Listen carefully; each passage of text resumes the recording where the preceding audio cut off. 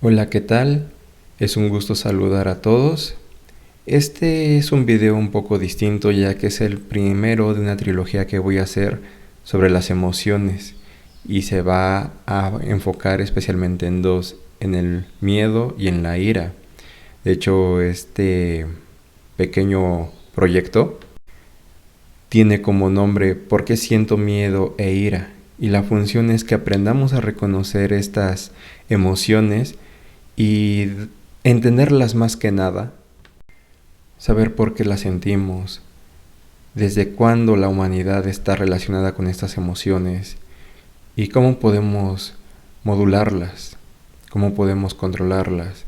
¿Es correcto dejarlas que se desboquen? ¿Es más adecuado reprimirlas? ¿O qué podemos hacer con ellas? Este es el objetivo de este video y de los próximos dos, en los que trataré de explicar sus funciones y todo lo que está relacionado con estas emociones. Pero antes que nada me gustaría empezar con esta situación de explicar las emociones, de dónde vienen, cuál es su función en general de todas y qué teorías hay alrededor de ellas y cómo podemos controlarlas, ¿vale? Me centro principalmente en estas emociones, en la ira y en el miedo, porque son emociones que se consideran socialmente como negativas. Por lo regular, en una sociedad como la mexicana, el sentir ira es mal visto. Tú no te puedes enojar, tú no puedes tener un arrebato porque luego te tachan de violento. O tú no puedes sentir miedo porque te tachan de cobarde. Entonces, por lo regular, esto se presta a que reprimamos estas emociones.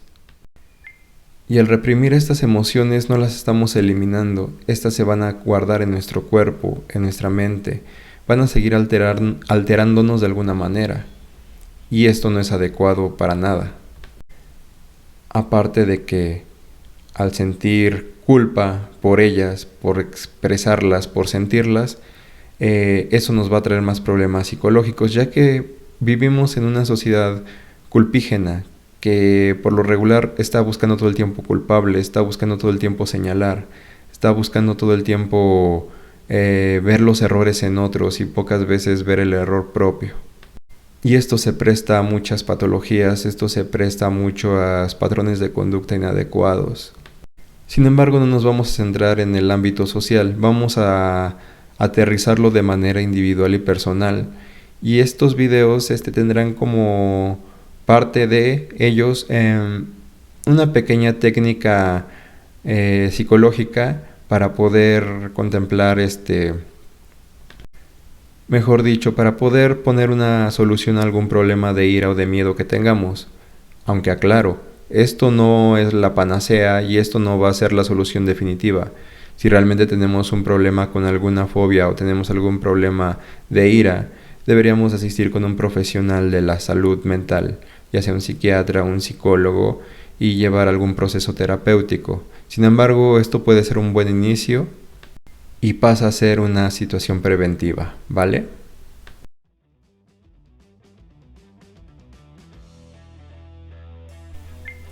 Para empezar tendremos que hablar de dónde vienen las emociones, porque las emociones al parecer han acompañado a la humanidad desde que existe. Es un proceso evolutivo que tenemos los seres humanos y al parecer los primates más cercanos a nosotros, según las teorías de Darwin, ya que las emociones permiten una función adaptativa social y de sobrevivencia. Ya que, por ejemplo, sentir aversión por algo nos hace tal vez no tomarlo, nos hace tal vez no ingerirlo. Tal vez esta situación que nos provoca asco o aversión sea una situación que esté, no sé, una comida echada a perder o tal vez sea venenoso.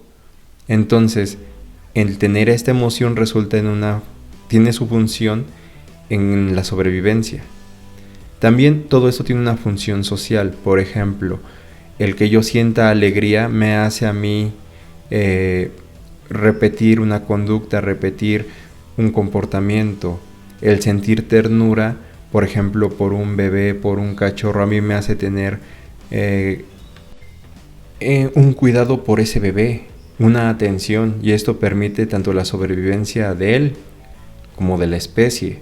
Entonces, según las teorías de Darwin, las emociones aparecieron para favorecer estos dos factores: sobrevivencia y sociedad. Sin embargo, las emociones fueron madurando durante millones de años desde que la humanidad empezó a desarrollarse. Y antes, si había peligros palpables, por ejemplo depredadores, algún incendio en la zona, peligros más comúnmente de orden natural, como por ejemplo el estarnos protegiendo de depredadores, o incluso el ir de cacería, donde por ejemplo una emoción como la ira parece ser muy buena aliada, ¿no? Porque el estrés que fomenta todo ese sistema endocrino que se altera con la ira parece favorecer la cacería, ¿no? Por dar un ejemplo. Sin embargo, en la actualidad, pues ya no tenemos esas necesidades. Si queremos comer, vamos al súper y compramos la comida ya cortada, ya las verduras ya recogidas, etcétera. Entonces, las emociones que fueron madurando en todos estos millones de años, y en ese momento sentirlas en todo su esplendor, podría parecer que era lo mejor que nos podía pasar en un mundo artificial como el de ahora, en una sociedad ya carente de depredadores naturales, carente de ese tipo de cosas. Muchas veces pasan por desproporcionadas e inadecuadas, y estas situaciones son las que luego nos acarrean problemas. Sin embargo, aquí quiero hacer una pequeña aclaración. No con esto estoy diciendo que las emociones las tengamos que reprimir, o las emociones las tengamos que hacer a un lado y ser como robots totalmente mecánicos y totalmente racionales, porque en primera eso no va a pasar. En segunda, esta situación pasaría a ser también totalmente desadaptativa. Entonces, la intención de todo esto es que conozcamos nuestras emociones y conozcamos por qué las sentimos. Ya en esta primera parte del video ya expliqué un poco por qué las emociones las experimentamos, ¿vale? ¿Qué proceso evolutivo nos llevó a sentirlas? Pero bueno, entrando concretamente en las emociones, ¿qué son las emociones? Como hemos dicho, las emociones van a surgir en situaciones muy concretas, y esta es una forma de conocer cómo una persona experimenta el mundo, qué creencias, qué aptitudes, qué cogniciones tiene un individuo sobre el mundo, ya que según su aprendizaje, su historia de aprendizaje, sus experiencias, esta persona va a sentir tal o cual emoción de acuerdo a una situación. Porque dos personas, por ejemplo, pueden ver a un perro grande y una persona va a sentir emoción por el perro, la otra va a sentir miedo, alguna pudiera sentir ternura, alguna pudiera sentir asco. Y esto va muy de la mano con las experiencias de vida de esa persona, ya que tal vez alguna fue atacada por un perro, tal vez alguna siempre ha vivido rodeada de estos animalitos y por lo tanto estaba tan acostumbrada que hasta los ve con ternura, por ejemplo. ¿Sí me explico? Entonces, dependiendo de nuestra experiencia de vida, es la emoción que vamos a experimentar. Existen 6 emociones que se consideran como básicas en el ser humano, y estas son la ira, la tristeza, la alegría, el asco, la sorpresa y el miedo. Como ya he dicho, todas ellas tienen una función adaptativa. En este video solo vamos a explicar brevemente 4 de ellas, ya que lo que es el miedo y la ira lo vamos a explicar en 2 videos futuros, en los que vamos a profundizar un poco más en ellos, ya que son el tema central de esta exposición.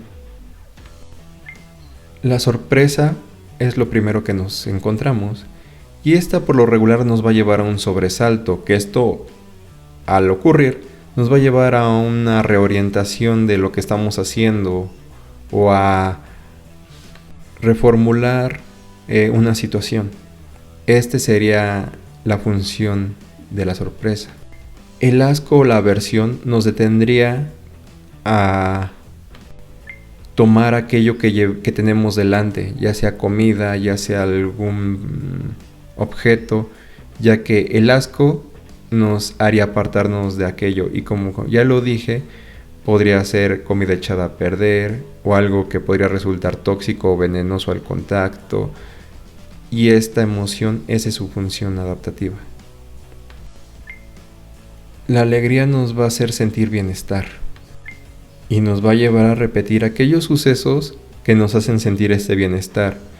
O sea, que la función de la alegría es reproducir y mantener en el tiempo estas situaciones que nos producen bienestar. Por ejemplo, comer bien. Si te gusta hacer ejercicio y te produce alegría, lo vas a seguir haciendo. Si te gusta la pintura y te produce alegría esa actividad, la vas a seguir repitiendo. Entonces la alegría es fundamental en ese sentido. La tristeza es otra emoción de esas que luego no se consideran tan positivas, sin embargo tiene una función muy importante, y esta es la reintegración, ya que sentir pena por una situación, ya sea porque perdimos a un pariente muy querido, o ya sea porque no nos aceptaron en el trabajo, o nos despidieron, o porque reprobamos un examen, eso nos permite reintegrarnos, nos permite volver a empezar. El sentir tristeza nos hace dar una pausa a la situación que estamos viviendo, analizarla, comprenderla y volver a iniciar, ya sea con una mejor estrategia, ya sea después de haber recapacitado, aunque aquí ya me dirán que ya hay un componente de cognición, ya hay un componente de pensamiento. Sí, esto está muy ligado a lo que sería la amígdala, que se encarga de las emociones, y la corteza prefrontal, que se encarga del raciocinio.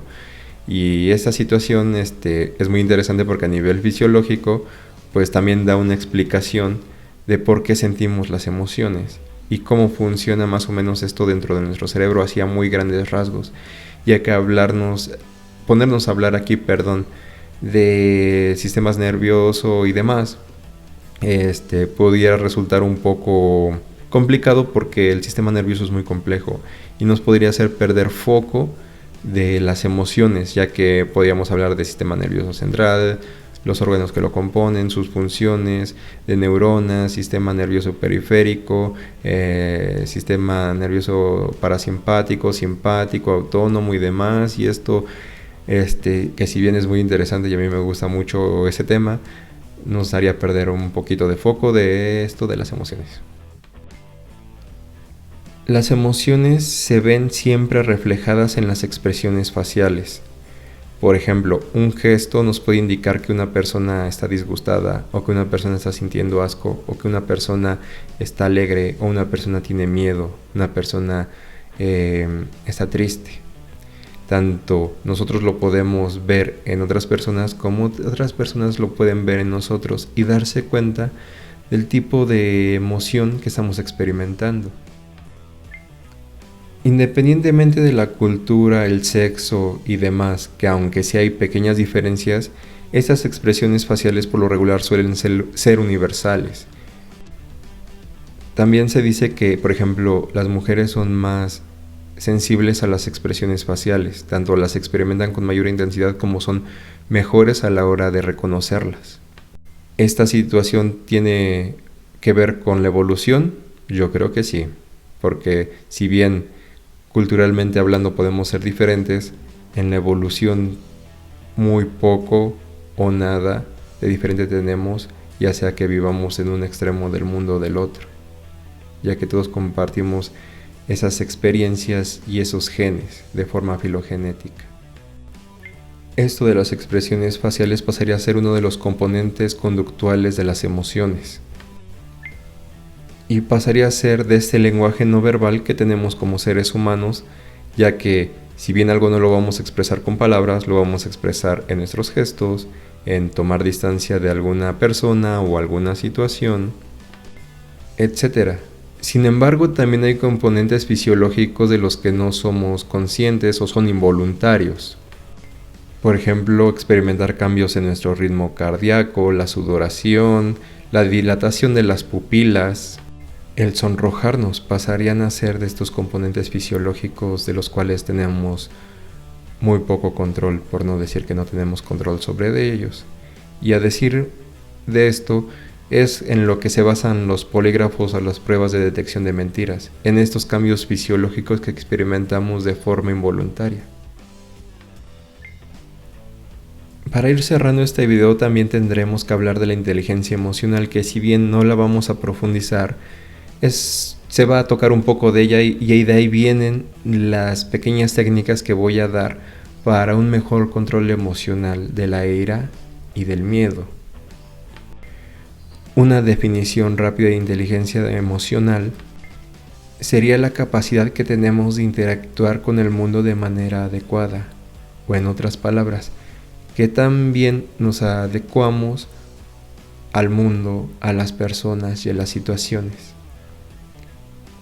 Y ojo, y quiero hacer mucho pie en esto, y si soy redundante, espero no se me tome mal, pero no se trata de reprimir o no se trata de liberar las emociones y dejarlas que se desemboquen, se trata de modularlas.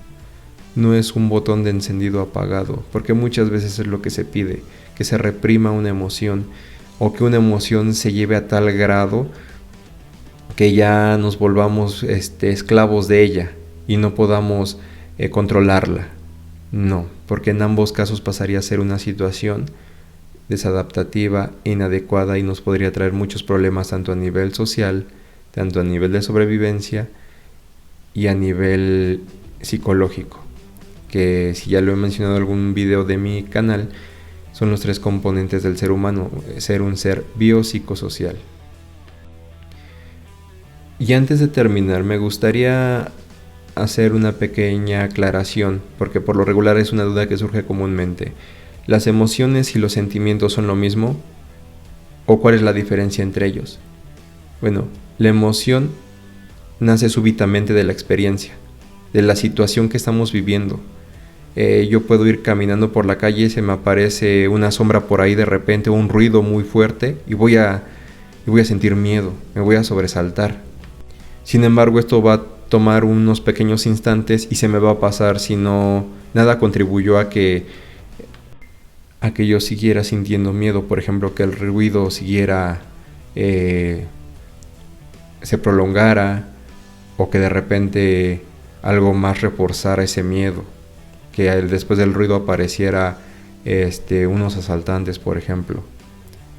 Entonces, si fuera de eso, la emoción va a ser instantánea, casi, va a ser en un primer momento. Cuando hablamos de sentimientos ya estamos hablando de la emoción prolongada en el tiempo, pero para que una emoción se prolongue en el tiempo, ya va a tener que tener una mezcla de cognición o de pensamiento. ¿Qué quiero decir? Por ejemplo, si a mí algo me provoca ira, el que yo en mi mente esté reforzando la idea con pensamiento, o en otras palabras, como se dice popularmente, esté echando leña al fuego, esto va a provocar que yo ya no tenga ira, sino yo ya esté enojado, yo ya esté furioso. Y este sería el sentimiento, el estar furioso, el estar enojado, porque ya tengo esa mezcla de emoción y cognición.